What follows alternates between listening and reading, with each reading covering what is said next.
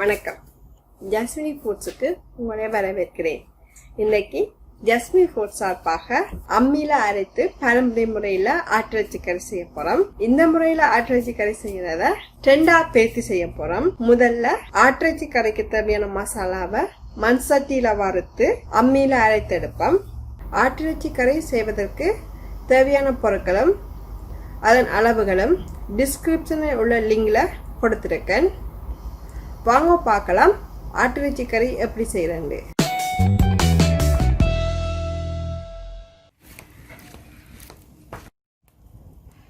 ஆட்டிறைச்சி கறிக்கு தேவையான மசாலா அரைப்பதற்கு தேவையான பொருட்களை ஃபர்ஸ்டா வறுத்தெடுப்போம். கொத்தமல்லி, நச்சீரகம்,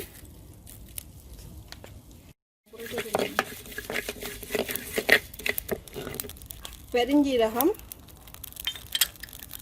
மிளகு,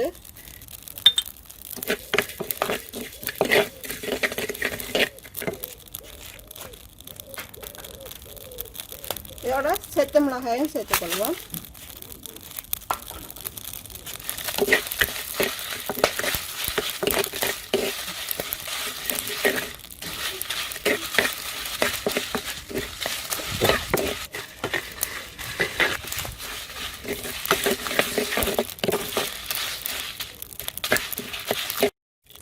ஓகே, இறக்குவோம்.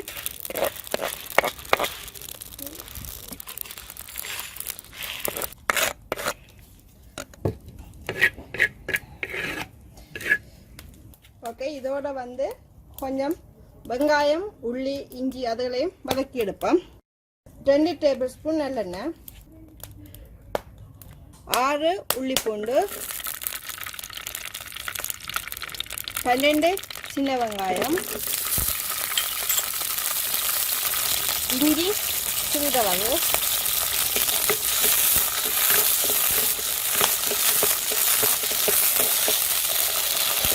கொஞ்சம் நல்லெண்ணெயில் வதக்கி எடுத்தாக்க கொஞ்சம் வாசனையாக இருக்கும்.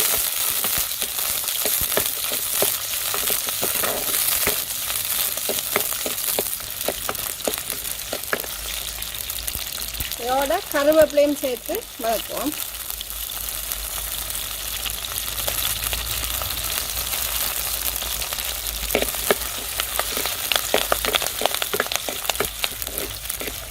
ஓகே, அதுக்கு முடிஞ்சு இறக்கி விடுவோம்.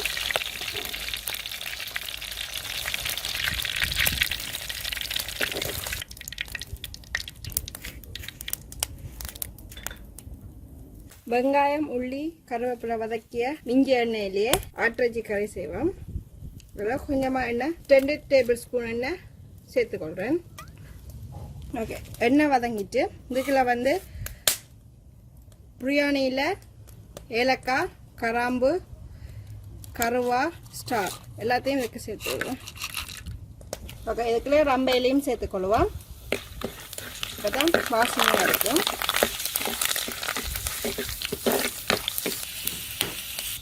சின்ன வெங்காயம் 15, 6 உள்ளி பூண்டு,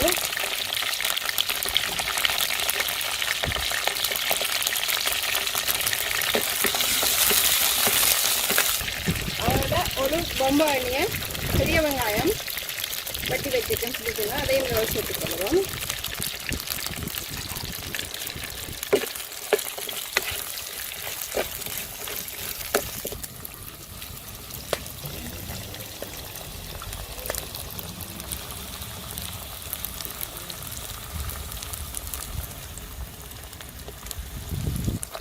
இதுக்குள்ள பச்சை மிளகாய் சின்ன சின்னதாக வெட்டி வச்சுக்கேன், அதையும் சேர்த்துக்கொள்வோம்.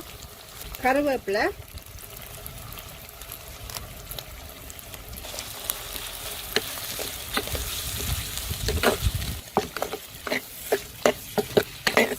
கொஞ்சம் நல்லா வெங்காயம் வதங்கி வந்த பிறகு தக்காளி பழத்தையும் நல்லா சேர்த்துக்கொள்வோம்.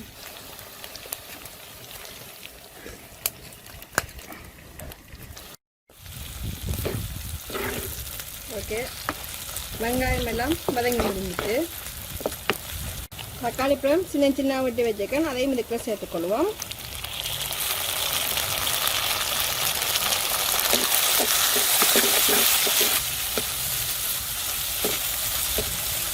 தக்காளி பழம் கொஞ்சம் வதங்கணும் பண்ணுறதுக்காக கொஞ்சம் நேரம் மூடி வச்சு அவிய விடுவோம். ஓகே, தக்காளி பழம் வதங்கிட்டான்னு பார்ப்போம்.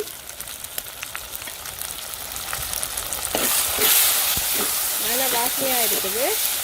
கொஞ்சம் தக்காளி பழம் வதங்கிட்டு. ஓகே,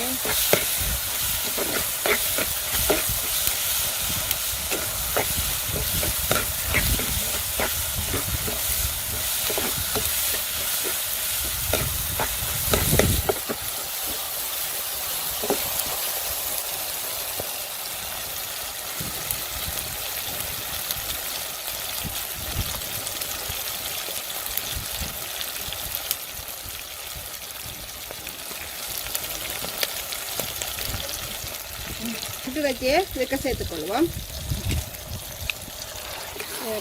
வடிவாக சுகரி விடுவோம்.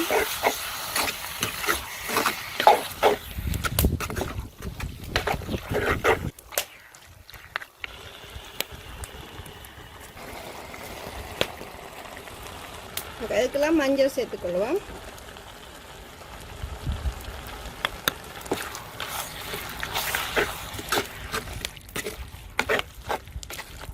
மஞ்சள் நல்லா ஆட்டுரைக்கியோட மிக்ஸ் பண்ணியாச்சு.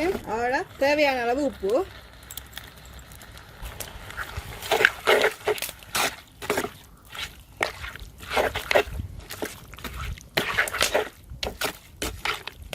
இந்த ஆட்டு இறைச்சியில் தண்ணித்தன்மை இருக்கிறபடியால் மூடி வச்சு கொஞ்ச நேரம் அவிய விடுவோம்.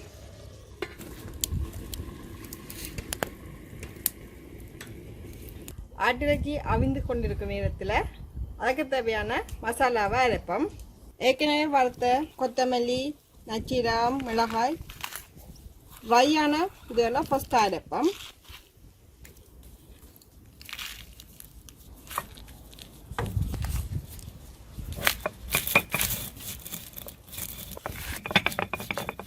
இது அரைக்கும் போதே நல்ல வாசனையாக இருக்குது.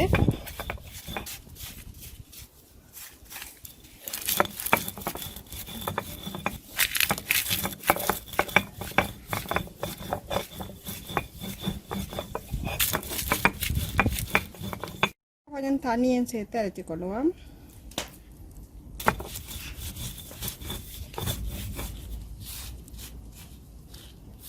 தண்ணி காணாட்டி கொஞ்சம் தண்ணி சேர்த்துக்கொள்ளுங்க.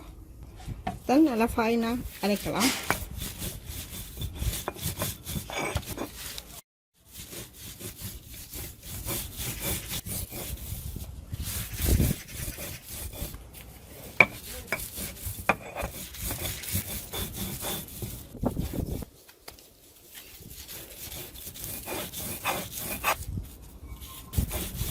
ஓகே, அரைச்சி முடிஞ்சுது. இதோட வந்து வெங்காயம், உள்ளி, கருவேப்பிலை அதையும் இதோட சேர்த்து அரைச்சி கொள்ளுவோம்.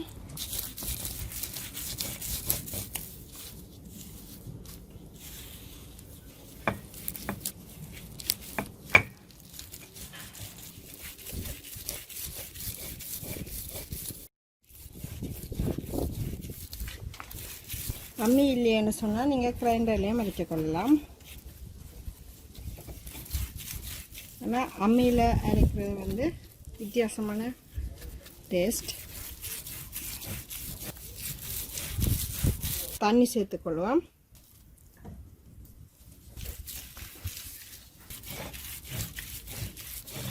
ஓகே, அரைச்சி முடிஞ்சது.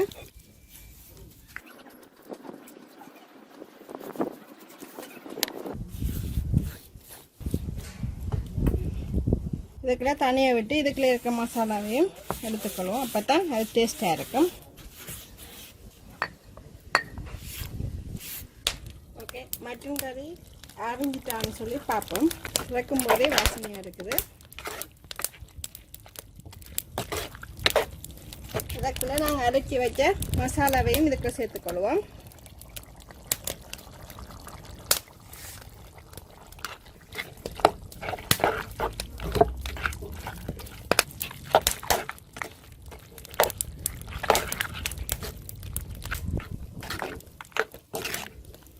ஓகே, இதுக்குள்ள கொஞ்சம் தண்ணியை விட்டு சேர்த்துக்குவோம். உங்களுக்கு தேவையான அளவுக்கு தண்ணி விடுங்க. குழம்பு தண்ணியாக வேணும்னு சொன்னால் கொஞ்சம் கூட தண்ணி விடுங்க.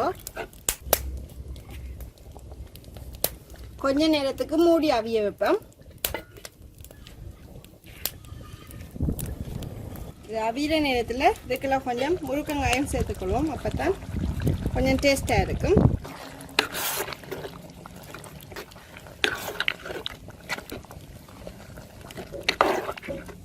கொஞ்ச நேரத்துக்கு மூடி அவிய விடுவோம். இதுக்குள்ள தேங்காய் பாலையும் சேர்த்துக்கொள்வோம்.